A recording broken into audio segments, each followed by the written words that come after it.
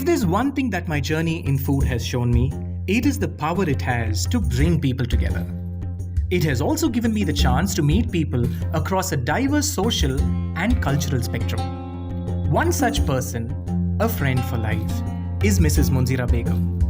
She is a master craftswoman when it comes to whipping up regional recipes made by the Urdu-speaking Muslim community. Here is the story of a recipe born out of creative use of ingredients found in abundance.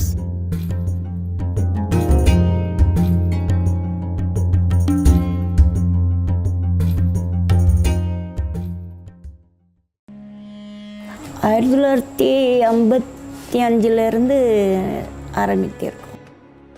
இங்கே bottom பாட்டி எல்லாமே எருமாடு பசுமாடு எல்லாமே வச்சுருப்பாங்க. நான் கோழியும் கொஞ்சம் வளர்த்துருப்பாங்க. அந்த முட்டை எடுத்து அந்த கோவா பண்ணி வேஸ்ட்டு தானே பாலெல்லாம் எவ்வளோ பால் அப்போல்லாம் சொசைட்டி அதெல்லாம் கிடையாது, பால் இது கிடையாது. அது வீட்லேயே என்ன பண்ணுவாங்க பசங்களாம் நிறைய அவங்களுக்கு அது போல் எதுவும் செஞ்சு இதுமாரி முட்டை மிட்டாய், அப்போது கரும்பு தோட்டம் எல்லாமே இருக்கும், அதில் செய்வாங்க. அந்த வெல்லம் இதெல்லாம் போட்டு அதை செஞ்சு நெய் அதிலே எடுப்பாங்க, பசு நெய் பால் மோர் போட்டு இதில் அடித்து செஞ்சு அந்த வெண்ணெய் காய்ச்சி அதில் ஊற்றி அந்த மிட்டாயில் அதெல்லாம் செஞ்சு கொடுத்தாங்கனாக்கா பசங்க நல்லா டேஸ்டியாக இருக்கும், சாப்பிடுவாங்க. அதனால் அப்படி பண்ணி கொடுத்துன்னு இருப்பாங்க.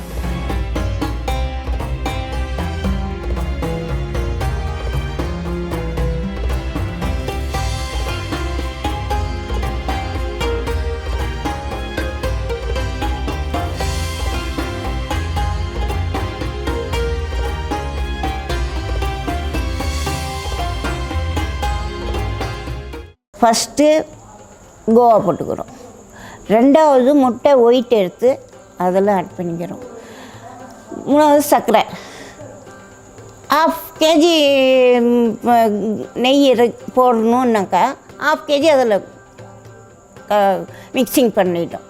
1/2 kg வச்சு 25 grams வச்சிடுறோம். அதுக்கப்புறம் இதெல்லாம் போட்டு முடித்த பிறகு பூரா மிக்சிங் முடித்த பிறகு அந்த நெய் எடுத்து மேலே ஊற்றி தம் பண்ணோம்னா அதான் கலரும் கொடுக்கும். மேலே கார்னிஷ் எல்லாம் போட்டோம்னா கலர் வரும்.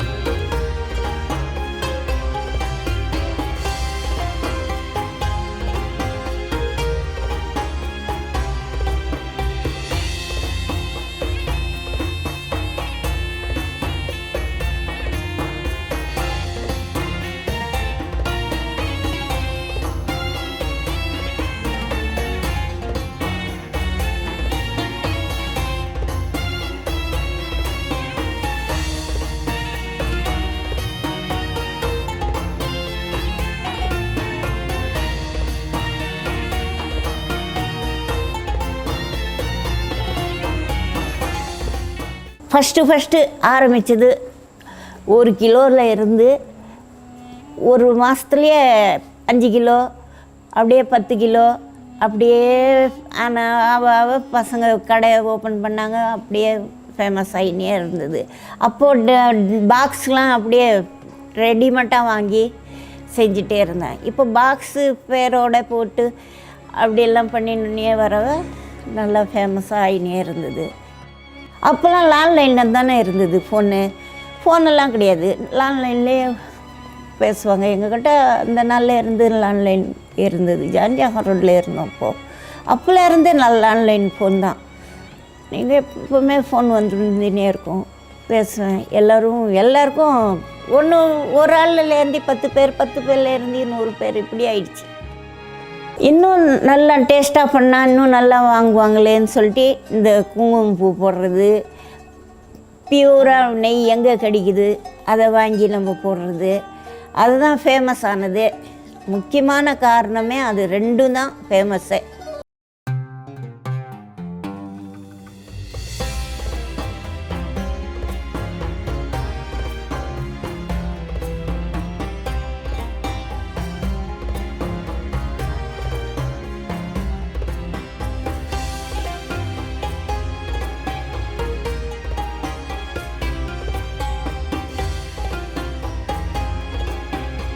மூட்டையிலேருந்து அப்படியே சர்க்கரை எடுத்து போடுவேன், அப்படியே கண்ணை மூடி தான் முட்டையை எடுத்து உடச்சி போட்டுருவேன்.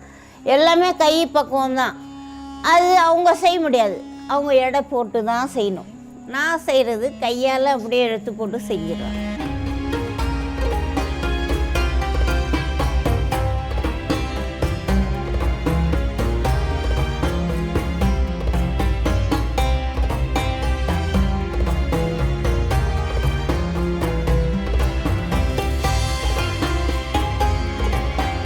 இவ்வளோ வாங்கி கொடுக்குறேன், போய் அங்கே இருந்துடலாமா, இயற்கையாக இருக்கலாம், காற்று இயற்கையாக இருக்கும், இயற்கையாக நீங்கள் பசு மாட்டிலேருந்து கறந்து அப்படியே சாப்பாடு பால் சாப்பிட்லாம், காய்கறி எல்லாமே கிடைக்கும், எல்லாமே போடுறீங்க. நீங்கள் மேலே மொட்டை மாடியில் வந்து பாருங்கள், அவ்வளோ காய்கறி இருக்குது. ज़मीन लेना, गाय भैंस ये सब दूध निथाना, प्योर खाना चाहते बच्चे वो